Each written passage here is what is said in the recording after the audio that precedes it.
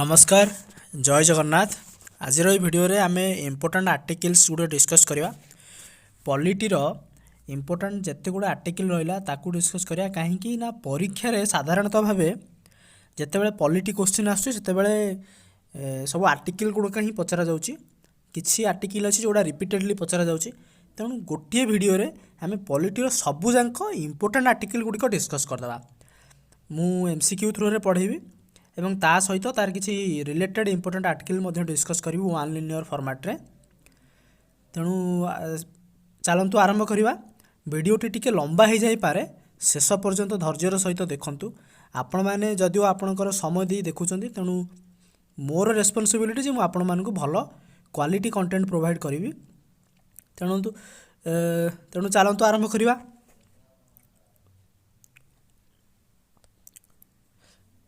देखंतु पॉलिटीर किसी important fact आम कॉन्स्टिट्यूशन देखंतु। आमर वर्तमान 448 आर्टिकल अच्छी कॉन्स्टिट्यूशन।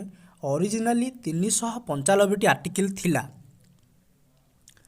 वर्तमान सुधा आपणकर 448 आर्टिकल, 25 पार्ट, 12 शेड्यूल, 5 अपेंडिसेस अच्छी एवं वर्तमान 100 रु अधिक कॉन्स्टिट्यूशनल अमेंडमेंट हो सारी।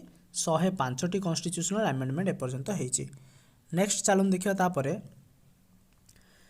फास्ट क्वेश्चन आपणकर एडमिशन और establishment of new states is mentioned in which state. Etah state नुह, एटा व्हिच आर्टिकल। देखंतु न्यू स्टेट रो एस्टाब्लिशमेंट पे को आर्टिकल रे मेंशन करा जायछि, से होछि आर्टिकल 2। चलंतु डिस्कस कर देबा सेटा।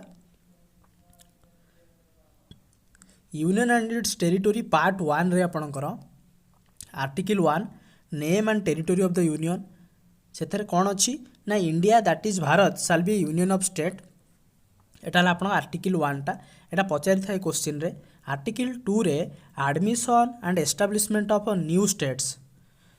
आर्टिकल 3 रे formation of new states and alternation of areas boundaries and name of the existing states. देखंतु ए दी आर्टिकल 2 और 3 भितर डिफरेंस कौन ना आर्टिकल 2 रे आपणकर इंडिया जदि कोनोसी नुआ टेरिटोरी एक्वायर करे ता रिलेटेड जदि नुआ स्टेट किसी एस्टाब्लिशमेंट हुए ताले सेटा आर्टिकल 2 को रिलेट करिवो। किंतु आर्टिकल 3 कौन ना वर्तमान जो एक्जिस्टिंग स्टेट्स गुड़िक अच्छी ताकू जदि नहीं कि कोनोसी नुआ स्टेट हुए, तार बाउंड्री चेंज हुए, अल्टर हुए, ना बदले, ताले सेटा आर्टिकल 3 रे करा जिवो। जेमति कि हम ओडिसा रो ना 2011 मसिया रे ओडिसा रु ओडिसा करागला, सेटा हला आर्टिकल 3। आपणकर तेलंगाना 2014 रे आंध्र प्रदेश को अलग करके तेलंगाना एस्टाब्लिश करागला, सेटा आर्टिकल 3। जदि इंडिया भविष्य में कौन अलग देशर टेरिटोरी एक्वायर करे और ताकू इंडिया भितर मिसाए ताल सेटा आर्टिकल 2 रे माने कौन रिलेट करिवो। नेक्स्ट चलंतु parliament to regulate the law related to citizenship is under which article. देखंतु आपण जानछथि सिटीजनशिप होची आपनकर पार्ट 2 कॉन्स्टिट्यूशन पार्ट 2 5 रु आर्टिकल 5 रु आर्टिकल 11 पर्यंत। तेणु पार्लियामेंट लॉ तैयारी करने आर्टिकल 11 रे प्रोवाइड करा जायछि जे सिटीजनशिप रिलेटेड जेते लॉ रहिबो ता पार्लियामेंट आर्टिकल 11 अनुसार करिवो, ता पार्लियामेंट करिवो, सेटा आर्टिकल 11 रे मेंशन करा जायछि। नेक्स्ट सिटीजनशिप आर्टिकल देखंतु एटा आपनकर पार्ट 2 एबे जेमति कहिले इंपोर्टेंट आर्टिकल गुडिको सिटीजनशिप रो डिस्कस करदबा। आर्टिकल 5 रे citizenship are the commencement of constitution. Constitution जिते तैयारी होला से समय रे किए किए सिटीजनशिप पाई परिबे से विषय आर्टिकल 5 रे डिस्कस करा जायछि। आर्टिकल 6 रे rights of citizenship of certain person who has migrated to India from Pakistan. जो माने पाकिस्तान इंडिया को आछंती से माने किभଳି भाबे सिटीजनशिप पाई परिबे, को समय व्यवधान आसिथिले पाई परिबे, से विषय आर्टिकल 6 रे मेंशन करा जायछि। आर्टिकल 10 रे continuance of rights of citizenship.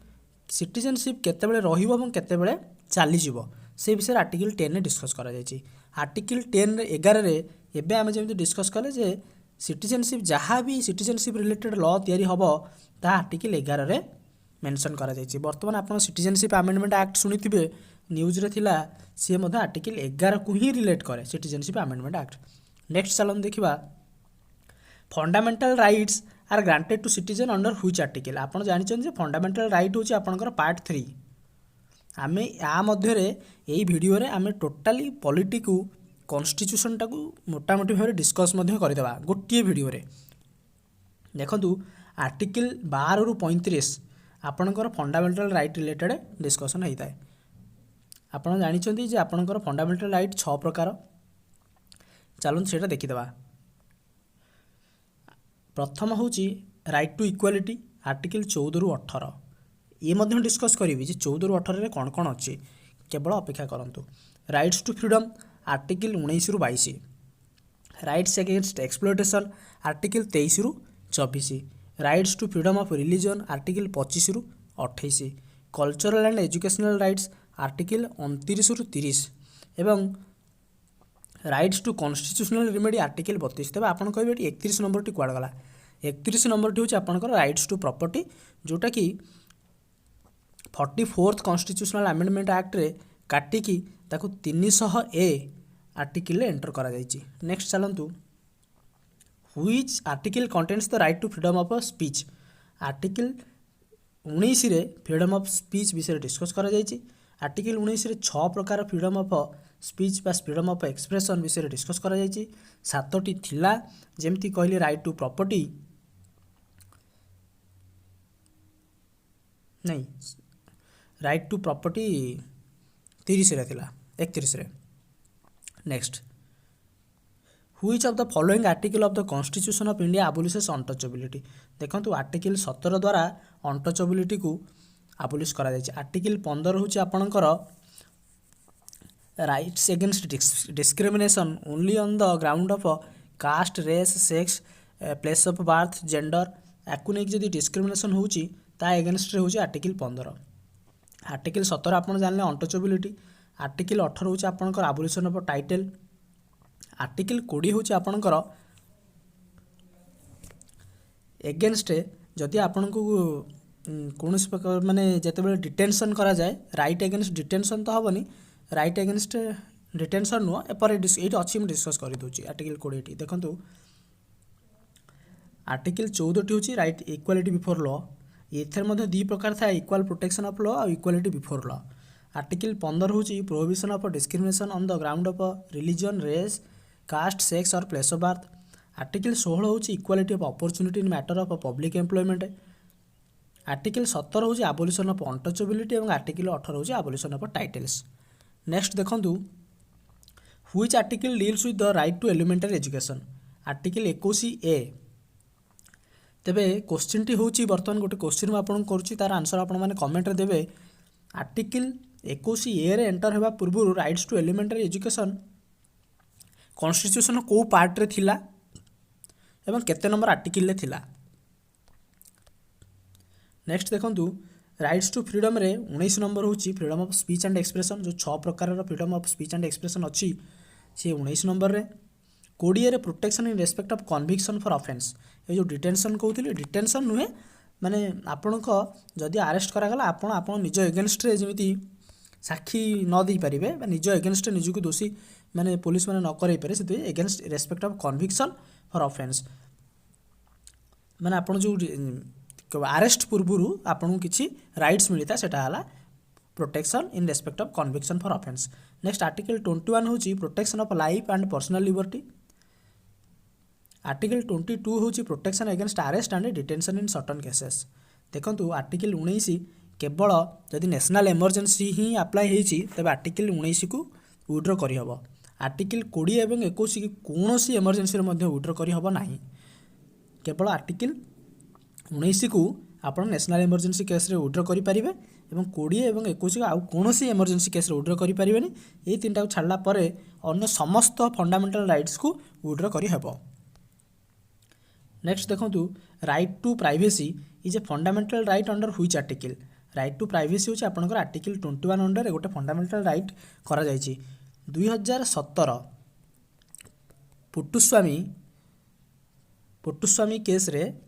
ପୋଟସ୍ୱାମୀ କେସ୍ରେ ରାଇଟ୍ ଟୁ ପ୍ରାଇଭେସି ଗୋଟେ ଫଣ୍ଡାମେଣ୍ଟାଲ ରାଇଟ୍ସ ହିସାବରେ ତାକୁ କନସିଡର କରାଗଲା। ରାଇଟ୍ ଏଗେନ୍ଷ୍ଟ ଏକ୍ସପ୍ଲୋଇଟେସନ୍ ଦେଖନ୍ତୁ, article 23 prohibition of traffic in human being and forced labour. Article 24ରେ ଦେଖନ୍ତୁ, prohibition of employment of children under age of 14 in factories and mines. ଆଦେହରେ କିଛି exception ଥାଏ ଆର୍ଟିକଲ ଯେଉଁ ପ୍ରୋହିବିସନ୍ ଅଫ୍ ଏମ୍ପ୍ଲୟମେଣ୍ଟରେ, ଯେମିତିକି ଆପଣ ଯଦି ଫ୍ୟାମିଲି ବିଜନେସରେ ହେଲ୍ପ କରୁଛନ୍ତି ତାହେଲେ କରିପାରିବେ।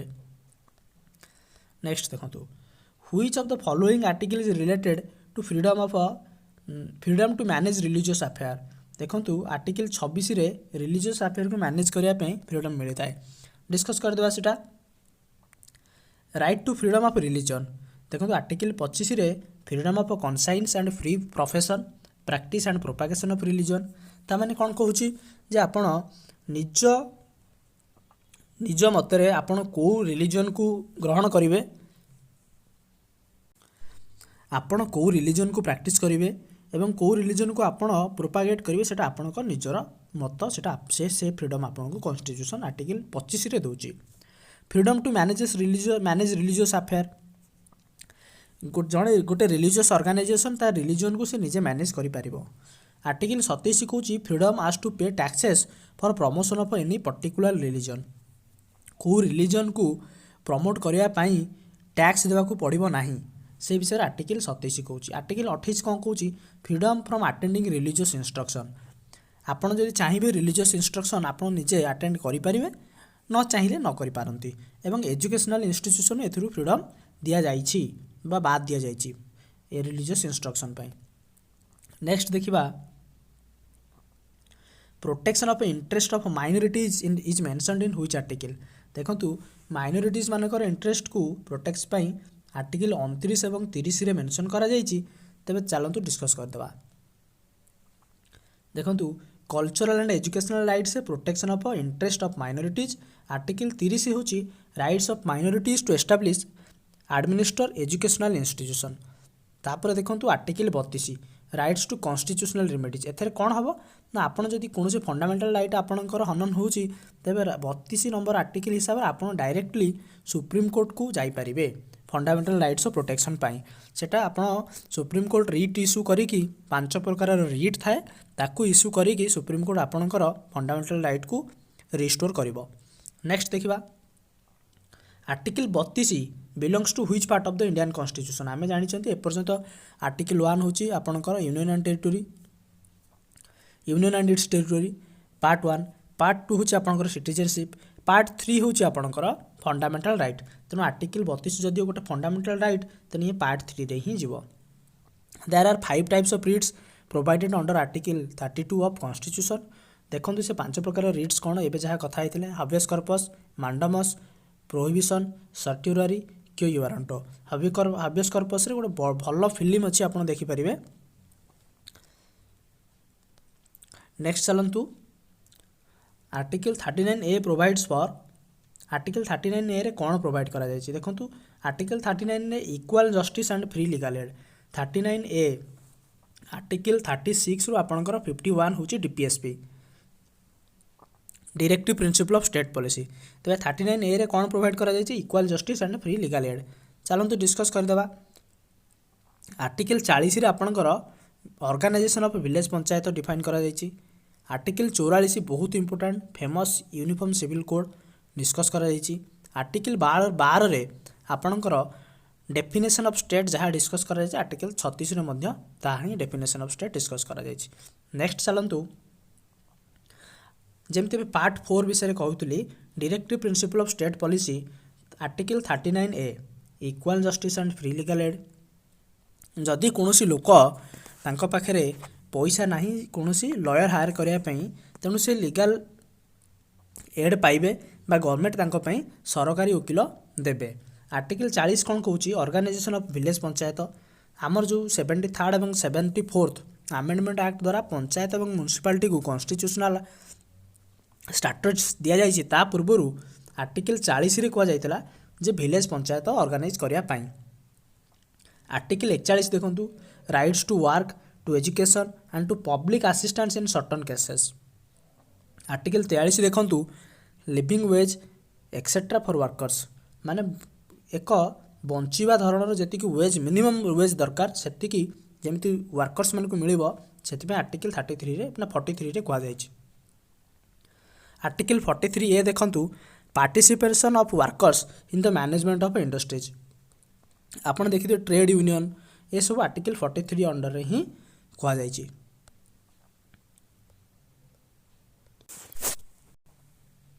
नेक्स्ट देखंतु क्वेश्चन होची provide for free and compulsory education for children is mentioned in which article of the constitution. A question T आपको पचारि आर्टिकल 21A रे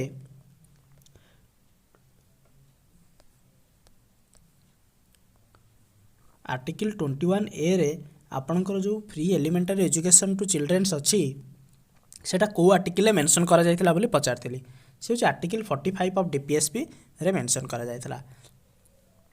देखंतु जेमती डिस्कस कले आर्टिकल 44 हूँ यूनिफॉर्म सिविल कोड आप्लिकेबल इन गोवा ओनली। बर्तमान केवल गोवा रे ही UCC लागू अच्छी।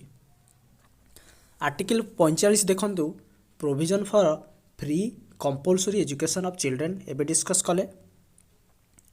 Article 46 promotion of educational and economic interest of scheduled caste scheduled tribe and OBC।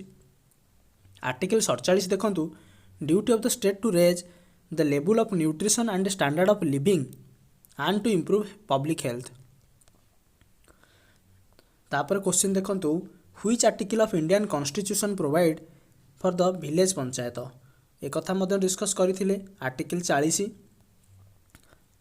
Next देखंतु आर्टिकल 48 रे organisation of agriculture and animal husbandry.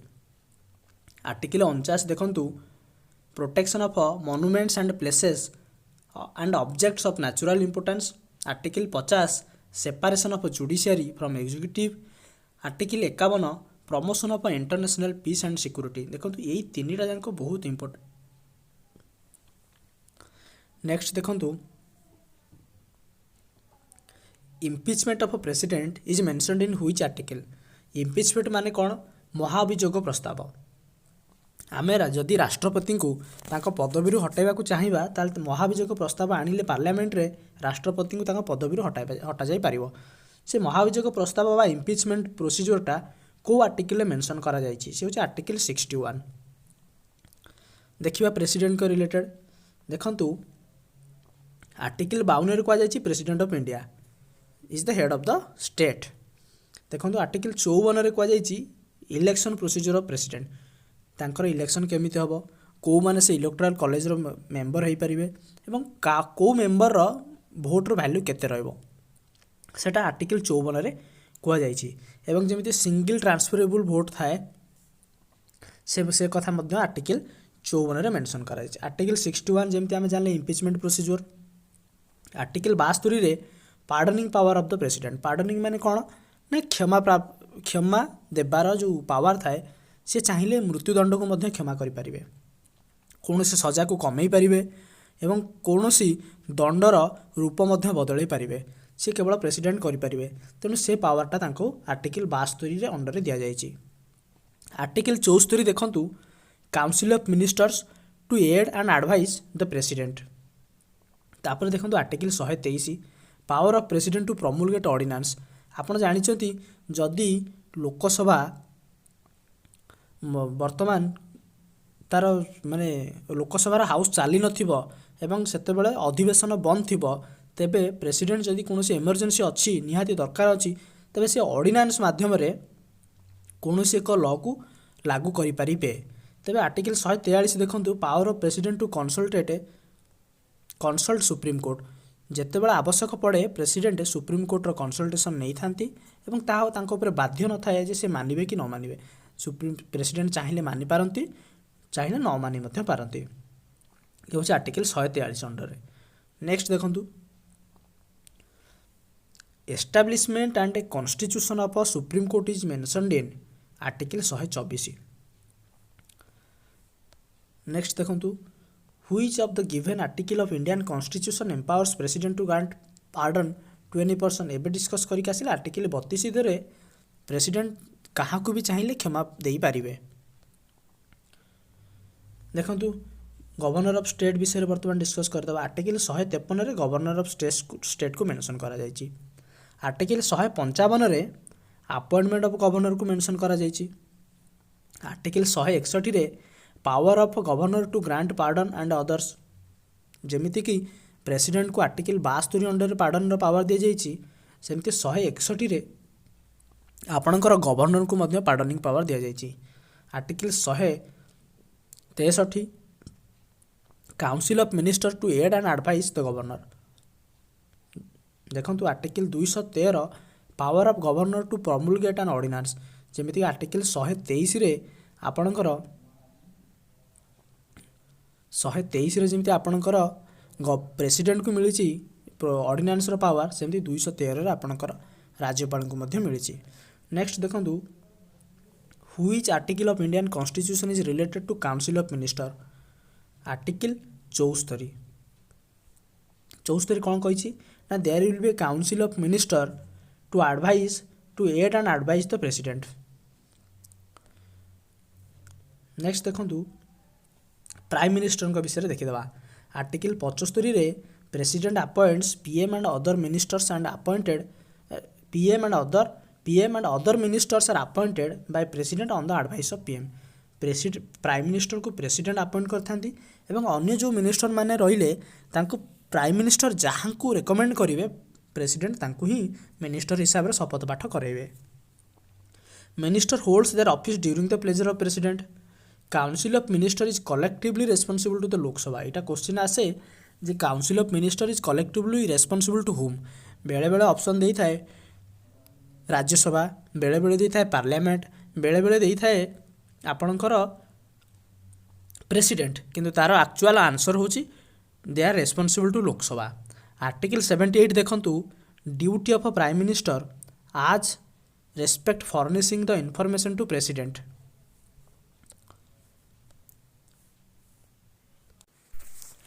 Next देखंतु article 148 of the constitution deals with the तार answer टी होची controller and auditor general of India तेणु CAG होची गोटे constitutional post कहीं ना आर्टिकल 148 रे सीएजी विषय में मेंशन करा जायछि। नेक्स्ट देखंतु important article of the constitution article 63 रे वाइस प्रेसिडेंट को विषय में डिस्कस करा जायछि। आर्टिकल 76 रे attorney general of India article 148 रे controller and auditor general of India article 110 definition of money bill article 112 annual financial budget बा आपण एनुअल फाइनेंशियल स्टेटमेंट मध्य कहा जाए।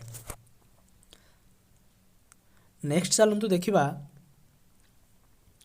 The constitutional status has given to panchayat under the article केते देखंतु article 243 under रे आपणकर पंचायत गुडी को कॉन्स्टिट्यूशनल स्टेटस दिया जायछि। चलतु आ विषय मध्ये टिके डिस्कस कर देबा।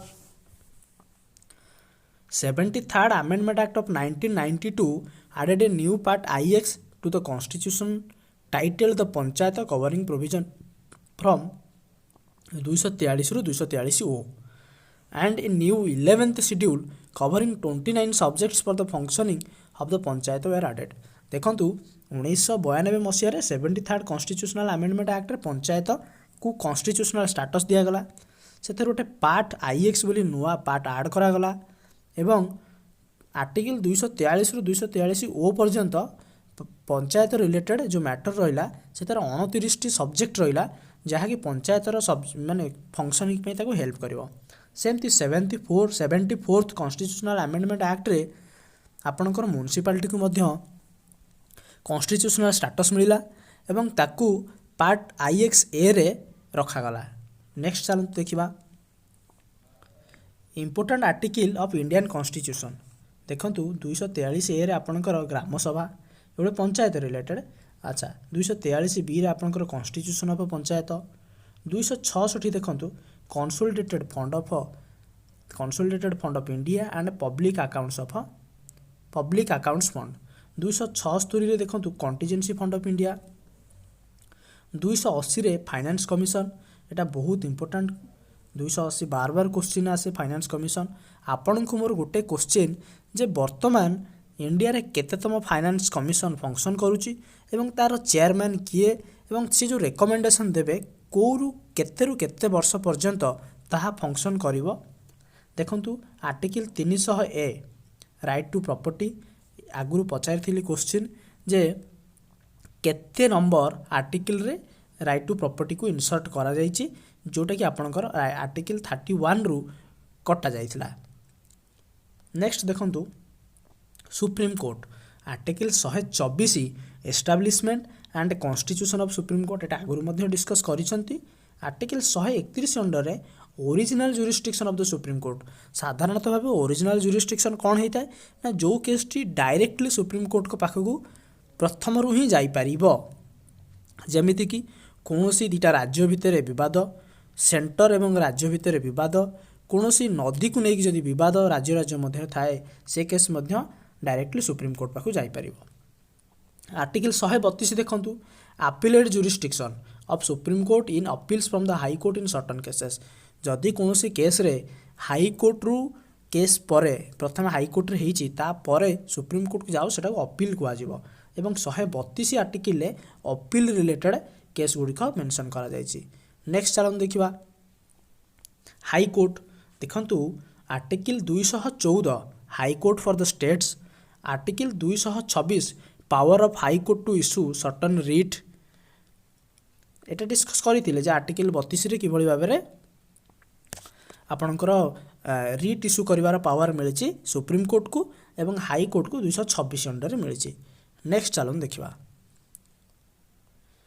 Which of the given article of Indian Constitution empowers the High Court to issue writ? एबे डिस्कस कले article 226 under high court can writ issue writ देखो आर्टिकल 32 रे सुप्रीम कोर्ट करि परियो आर्टिकल 226 रे हाई कोर्ट करि परियो देखंतु जदि क्वेश्चन ने आसे जे काहार रिट इश्यू करियार पावर बेसी ब्रोडेन बा बेसी बड़ बा लंबा काहार ना हाई कोर्ट रो काहे कि सुप्रीम कोर्ट केवल फंडामेंटल राइट केस रे ही रिट इश्यू करि परियो किंतु हाई कोर्ट फंडामेंटल राइट ता सहित लीगल राइट्स केस रे मध्य रिट इश्यू करि परियो तेणु रिट केस रे हाई कोर्ट रो पावर अधिक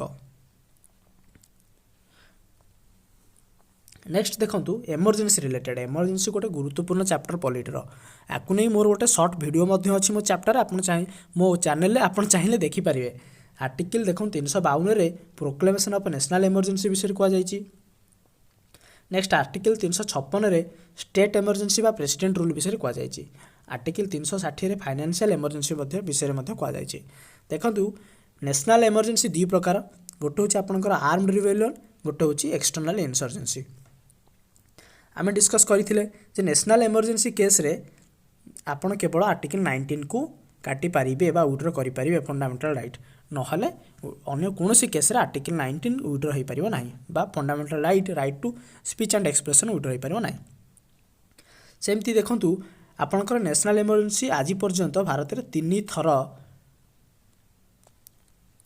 प्रोक्लेम करा जाइछि एवं स्टेट इमरजेंसी प्रेसिडेंट रूल आपण जानिथि यदि कोनोसी राज्य रे प्रेसिडेंट राज्य गवर्नर चाहती ताले से प्रेसिडेंट रूल अलाउ करि पारंती तार किछि रूल थाए सरकारी कमिशन मध्य सेति अच्छी नेक्स्ट चलतु हाँ प्रेसिडेंट रूल आपंकर बहु बार भारत में बहु स्टेट रे लगी फाइनेंशियल इमरजेंसी 360 एवं आज जाए केबे भी इंडिया रे फाइनेंशियल इमरजेंसी लगी नाही बहुत पिला भाबुथिबे जे 1992 मसीह जो फाइनेंशियल क्राइसिस इंडिया रे से फाइनेंशियल इमरजेंसी लगी आदौ लगी नाही तेणु मन रखिए आर्टिकल 352 नेशनल इमरजेंसी 3 थर स्टेट इमरजेंसी तो बहुत थर लगी एवं फाइनेंशियल इमरजेंसी केबे लगी नाही इंडिया रे next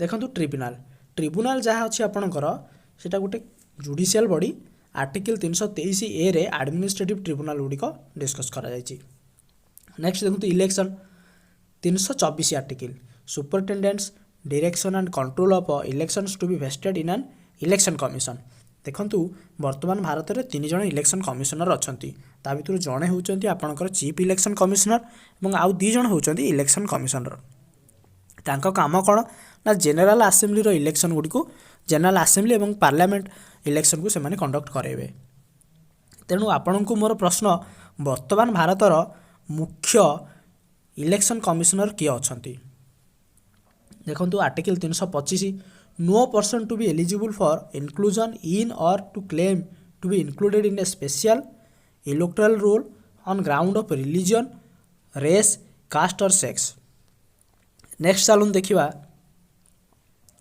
important article of constitution article 338 रे national commission for SC and ST article 340 रे appointment of commission to investigate the condition of backward classes article 368 रे आपणकर कॉन्स्टिट्यूशन को आमेंडमेंट करिवार पावर मध्य पार्लियामेंट को दिया जाइछि तेबे कन्स्टिट्यूशन आमेंडमेंट करिवार जो प्रोसेस दी प्रकार गोटे हूँ two third of the voting in parliament only आउ गोटे हूँ 2/3 ऑफ द पार्लियामेंट पास होला परे हाफ ऑफ द स्टेट जदि राटिफाई करती ताल जाए हो पार सेटा साधारणतः आपणकर जिते फेडराल स्ट्रक्चर कौन चेंज करने को पड़े संघीय व्यवस्था कौन चेंज करा पड़े से आर्टिकल 368 रे स्टेट मानकर राटिफाई नि जाए मत नि जाए। नेक्स्ट देखो official language article 343 official language of the union article 345 official language or language of state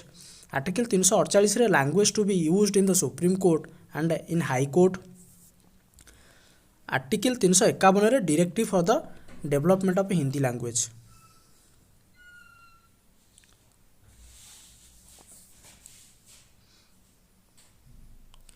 next देखो which article of Indian constitution deals with the imposition of a president rule article 356 रे president rule impose करा जाय थाए।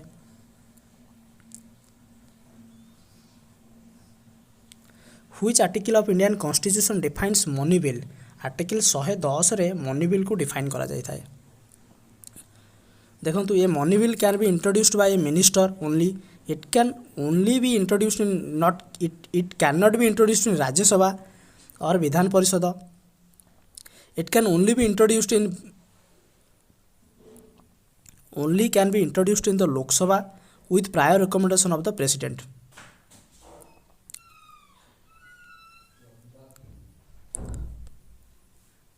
Next देखो special provision in article 371G of the Constitution of India is related to the state of answer हो तार Mizoram.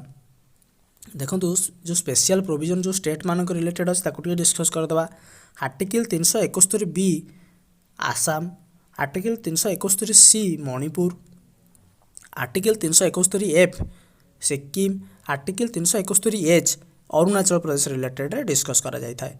Next चलो देखा Which article of the Constitution of India mentions that Lok Sabha must have a speaker and deputy speaker? देखो article 93 कह जे लोकसभार निहाती रूपे जड़े speaker और जड़े डेप्यूटी स्पीकर रहा आवश्यक।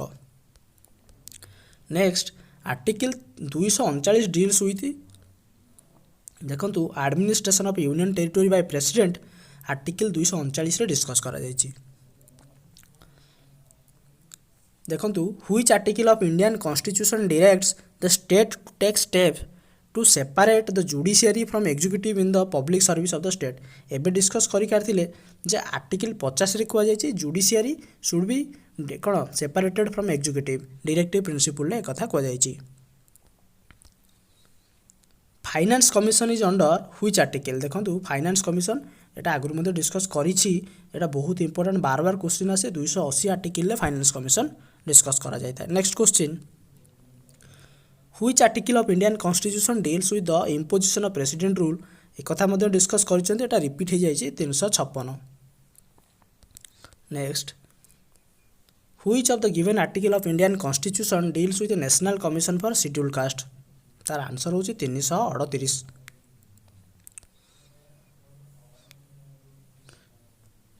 देखो next question which fundamental rights can not be suspended even during an emergency rights to life and personal liberty जो आपणकर जो फंडा माने इमरजेंसी हो पछे rights to life and personal liberty article 21 under जहाँ अच्छी ताकू केबे भी 20 एंड 21 ताकू केबे भी विड्रॉ करि हबन बा सस्पेंड करि हबो नै। चलो देखिदबा आउ डिस्कस करदबा। देखंतु 18 नंबर रे पार्ट रे आपणकर इमरजेंसी प्रोविजन अच्छी तीनोटी जमी 52, 56 और 360 national emergency state emergency financial emergency एवं आर्टिकल 20 और 21 रे थिबा right to personal life and personal liberty केबे भी सस्पेंड करि हबो नाही। Next which article of Indian constitution provides procedure for amendment of the constitution 338 रे कॉन्स्टिट्यूशन अमेंडमेंट पाई पार्लियामेंट को पावर दिया जायछि। देखंतु साधारणतः भाव आपणकर जेते गुड़े इंपोर्टेंट आर्टिकल अच्छी कॉन्स्टिट्यूशन पॉलिटी चैप्टर सब सरीगला ता भितर बहुत गुड़े वन लिनियर सारी देछि। तेणु भिडियोटी जदि भल लगी तेबे लाइक करंतु ଅନ୍ୟମାନଙ୍କୁ ସେୟାର କରନ୍ତୁ ଏବଂ ମୋ ଚ୍ୟାନେଲକୁ ସବସ୍କ୍ରାଇବ୍ କରନ୍ତୁ ଏଇଭଳି ଭଲ ଭଲ ଭିଡ଼ିଓ ପାଇବା ପାଇଁ। ଭିଡ଼ିଓଟିକୁ ଶେଷ ପର୍ଯ୍ୟନ୍ତ ଦେଖିଥିବାରୁ ଅଶେଷ ଅଶେଷ ଧନ୍ୟବାଦ।